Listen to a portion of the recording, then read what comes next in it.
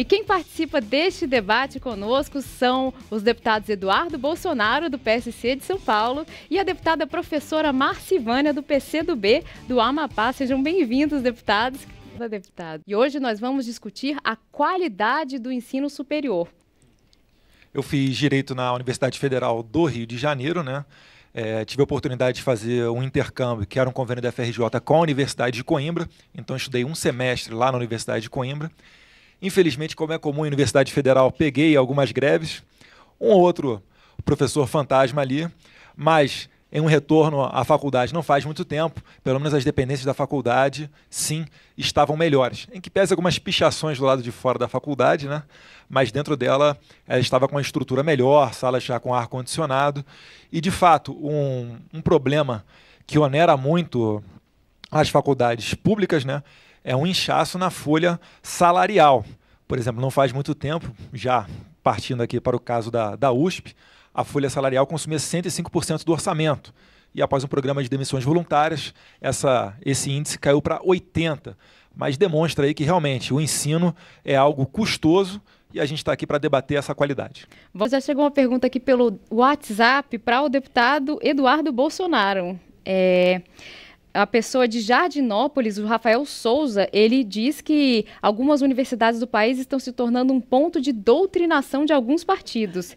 E quer saber se o que o deputado acha que pode ser feito com os que se dizem defensores dos estudantes, como a UNE, que levam a ideologia de determinados partidos políticos para dentro da universidade. Bem polêmico, deputado. Isso infelizmente ocorre mesmo. Frequentemente os DCEs e os centros acadêmicos, eles são ligados a partidos políticos e eles servem não aos estudantes, mas sim aos partidos políticos pelos quais eles são vinculados. E o senhor acha que isso interfere na qualidade do ensino superior?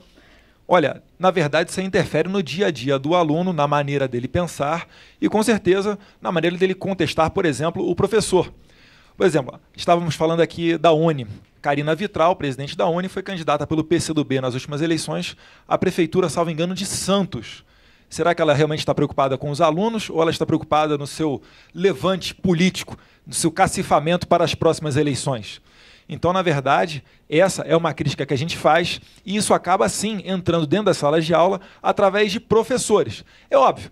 O aluno universitário ele não é mais uma presa tão fácil como os alunos do ensino fundamental ou ensino médio. Mas isso aí sim existe dentro das faculdades e vários relatos e denúncias estão chegando até nós, deputados, principalmente, que não somos da esquerda, né? Porque esse ambiente é dominado muito pelos professores aliados a esses partidos políticos e o reflexo está aí, né? 13 anos de governo do PT e cada vez mais uma piora no ensino público. Ontem a Câmara dos Deputados rejeitou uma proposta de emenda à Constituição em segundo turno que permitiria que as universidades públicas cobrassem por cursos de especialização e pós-graduação, aquelas especializações lato sensu, e também poderiam cobrar por cursos de extensão. Foi um placar bem apertado, faltaram apenas 4 votos para que a proposta fosse aprovada. E o João Lobé, de Porto Seguro, quer saber exatamente qual é a opinião de cada um dos deputados sobre essa votação de quarta-feira. Eu não vi o voto da professora Marcivânia, mas eu acho que houve uma convergência. Eu votei contrário à PEC. Votou contrário também? Na verdade, eu entendo que se a universidade é pública, não há por que você cobrar. Isso aí é a criação de um monstrinho jurídico. É a mesma coisa de uma estrada federal, ela não foi privatizada, segue sendo federal, mas cobrança de pedágio. Calma aí. Nós pagamos os tributos, nós pagamos o IPVA. Como é que pode ser feita uma cobrança de um serviço que é ofertado gratuitamente para a sociedade? Realmente não há que você concordar. Agora, se o governo não tem condição de dar continuidade àquela prestação de serviço, aí sim vamos debater a privatização. Por que não? Deputada. E a minha pergunta é dirigida ao senhor. A gente levando em conta que o programa de financiamento estudantil, ele diminuiu em algumas faculdades, até foi cortado para os alunos que estão entrando recentemente, e que isso prejudica muitos alunos, principalmente dos cursos mais caros, como os de medicina. Eu queria saber se você acha que tem alguma estimativa de prazo para que esse programa volte a funcionar da maneira normal, como era no início. Eu desconheço com relação aos prazos, mas quando o governo Temer quis aumentar, através de uma emenda, o pagamento do FIES, o PT fez oposição. Então, muitas das vezes aqui, as pessoas fazem um discurso, mas que muda o sabor de governo. Uma vez uma jornalista perguntou para mim se eu seria opositor ou governista. Eu falei, olha, só depende do Temer ou do presidente que estiver lá. As minhas bandeiras são bem tranquilas. Eu olho com bons olhos o FIES. Se o governo não tem condição de sustentar o ensino público, por que não entregar a iniciativa privada e dar para aquele aluno comprovadamente carente um voucher para que ele possa até ter a liberdade de escolher em qual universidade estudar? E isso daí não é estar à contramão do ensino público. Isso aí é seguir exemplos como o dos Estados Unidos, a não ser que você considere que os Estados Unidos têm educação muito pior do que a nossa. E voltando um pouco aqui, com relação à PEC 241, se o Brasil fosse um país sério, nem precisaríamos dessa PEC. Mas aqui, como quem senta na cadeira do executivo, faz o que bem entender, acha que dinheiro dá em árvore, que pode pagar o salário que quiser, contratar quem quiser, aí realmente faz necessário uma PEC para você ter uma limitação dos gastos. Tenho certeza, você, não sei se mora sozinha ou seus pais, eles procuram não gastar mais do que eles recebem por salário. O governo é a mesma coisa. O Estado é uma máquina administrativa. Quem fizer isso vai quebrar. Eu estava falando aqui no começo do programa com relação à USP. 105% do orçamento para gastar folha salarial. Sabe quando que isso aí vai acontecer numa universidade privada? Nunca. E é graças a isso que dá margem a eu ter ali professor fantasma, a eu ter uma pior qualidade do ensino. Então, mais uma vez, isso aí não é estar na contramão. Isso aí é privilegiar o aluno para que ele tenha aula e ele se forme ali um bom profissional. Deputado de Brasília, e eu gostaria de saber do deputado Eduardo Bolsonaro se a privatização do ensino superior é a melhor saída para melhorar a qualidade do ensino. Olha, eu admito a discussão da privatização. Com certeza, alguma forma de transição. Se é a melhor saída, não sei. Até agora é a única que se apresenta como viável. O ensino público é bem-vindo, mas do jeito que está, a gente está vendo que não está conseguindo se sustentar. Pergunta a você, você prefere ter aula numa faculdade privada ou você prefere entrar numa universidade pública onde talvez não vá haver professor ou entrará em greve diversas vezes, professores fantasmas, uma falta de gestão dessa? O que é possível fazer para mudar a atual realidade do ensino superior brasileiro? Ele fala que, por exemplo, muitos se formam e são analfabetos funcionais. Vou puxar aqui um pouquinho, entrar aqui de novo nas ações afirmativas, não falando que os cotistas sejam parte desse processo. Mas hoje em dia, né, o cotista começou-se como uma medida paliativa, porque desde pequeno eu escuto falar o seguinte: o problema é a educação de base, vamos ter educação de base, que aí todo mundo vai ter a condição igual para entrar no vestibular. Mas enquanto isso aí não ocorre, vamos fazer as cotas. E veja bem, isso aí começou na UERJ no início dos anos 2000. Até hoje, a educação de base não melhorou nada. Pelo contrário, o exame do PISA revela que piorou a nossa educação de base no país. E além agora dos cotistas entrarem nas faculdades com as ações afirmativas, agora tem cota até para concurso público. E cota racial, num país mestiço como o país, como o Brasil. Será que é justo a minha irmã ser cotista? Mas ela será. Irmã de um deputado federal, filha de um deputado federal, ela é mulata. Isso aí é justiça? Com certeza não. Agora, aqui no país parece que a expansão das universidades, você tem um diploma na parede, você pode se vangloriar de ser chamado de doutor. E isso daí não garante emprego para ninguém. É preciso sim investir na qualidade. Nessa parte aí é bacana. Capacitação dos professores, colocar professores mais graduados, com mestrado e doutorado. Isso aí, com certeza, a gente vai convergir aqui. E cada pessoa tem suas próprias características, tem suas próprias dificuldades, seus próprios interesses, suas próprias facilidades. E, portanto, o melhor ensino seria aquele que melhor se adequa às características dessa pessoa. Mas acontece que o ensino ele é planejado, planificado. Então, ocorre uma busca de padronizar o ensino para todo mundo e, por vezes, acaba sendo relevada essas características únicas dessas pessoas. Então, quais alternativas a gente pode buscar em relação a isso? E, se possível, eu gostaria de ouvir as respostas dos dois deputados. Obrigado. Perfeito. Eu tenho um projeto de lei aqui que fala do homeschooling e atende exatamente a essa individualidade, uma nova maneira de você trazer à tona a temática da educação. Tem sucessos estrondosos já dentro do país, em que pese não haver uma lei regulamentando e vira e mexe os pais são processados por abandono intelectual, mas em todos os 60 países top em educação mundial, a esmagadora maioria deles adota o homeschooling. Seria uma saída para essa questão da individualidade de cada um e etc., e não fazer do ensino uma máquina de produção de pessoas dentro da nossa maneira de fazer educação. Além disso, Me desculpa, Carol, mas retornando aqui à questão anterior, na verdade, a direita ela não tem espaço em uni e nesses tipos de centro acadêmico, exatamente porque nós não temos os mesmos valores da esquerda. Experimente você colocar uma camisa do deputado Jair Bolsonaro e vá a qualquer universidade para você ver como que será feita a forma de tratamento que será feita a você naquela universidade. Será que isso é convidativo para você participar de uma reunião nacional da Uni?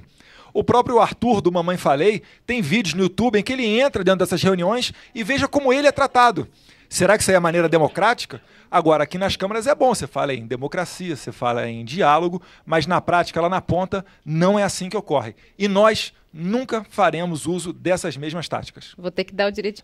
O Brasil vem passando por um processo de incremento no ensino superior através da mercantilização do ensino. Como os senhores entendem a qualidade do ensino cada vez mais baixa no universo superior e também a falta de incentivo à pesquisa, à extensão, como isso vem atrapalhando a educação superior como um todo? Vamos passar para o deputado Eduardo Bolsonaro.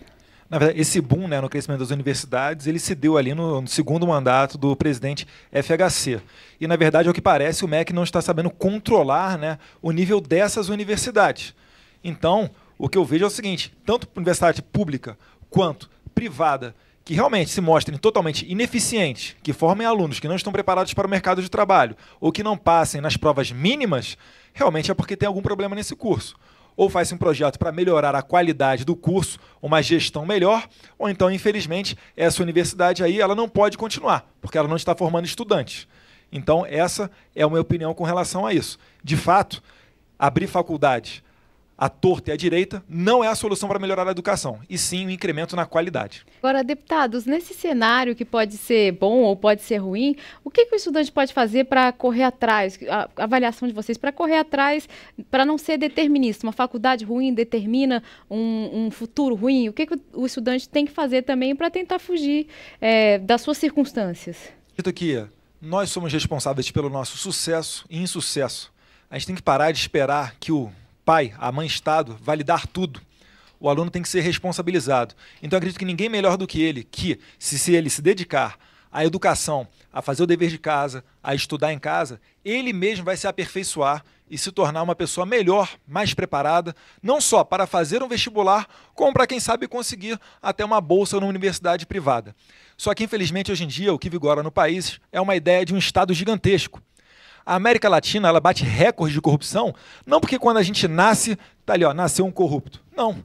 Mas sim porque o Estado é grande e tudo é por nomeação. E isso vira moeda de troca dentro do Congresso Nacional e enseja esses escândalos de Petrolão, Mensalão e aí por diante. Então, no dia que nós mudarmos essa mentalidade e aplicarmos a disciplina a nós mesmos, aliás, segredos de sucesso dos colégios militares e militarizados, que os pais disputam a tapa para colocar o seu filho matriculado lá dentro, quem sabe assim, um dia a gente vai ver o país caminhar para frente. Bom, quando falamos da qualidade do ensino superior, é observado o seguinte tripé: qualidade do ensino, extensão e pesquisa. É notório que o ensino superior vem com baixa na qualidade. Eu gostaria de saber do deputado se ele sabe dizer a respeito se existe uma falha nesse tripé da educação que consta na LDB. Se eu tivesse poder da caneta, vão falar, mas eu voltaria a fazer o que acontecia no regime militar. Pegava os estudantes 01 de turma, mandava para Israel, para a Europa, para os Estados Unidos, para se aperfeiçoar nessas universidades e depois retornar aqui para dar aula. Incentivar esse tipo de intercâmbio. Ao invés de fazer demagogia, coitado do negro, coitado do pobre, coitado da mulher, coitado do gay, privilegiar quem faz, o 01 de turma. Se eu pudesse, eu faria isso. Entraria no seu tripé aí, com certeza, na parte da pesquisa. E isso melhoraria as faculdades. Hoje em dia, o colega que falou ali, primeiramente, fora Temer... Vou desentalar a garganta do Brasil. Primeiramente, fora Temer. Deve estar com saudade da Dilma. As 200 faculdades mundiais, nenhuma é brasileira. 13 anos de PT e olhem em que estado nós estamos. Mas parecem ignorar a realidade. Eu proponho mudanças.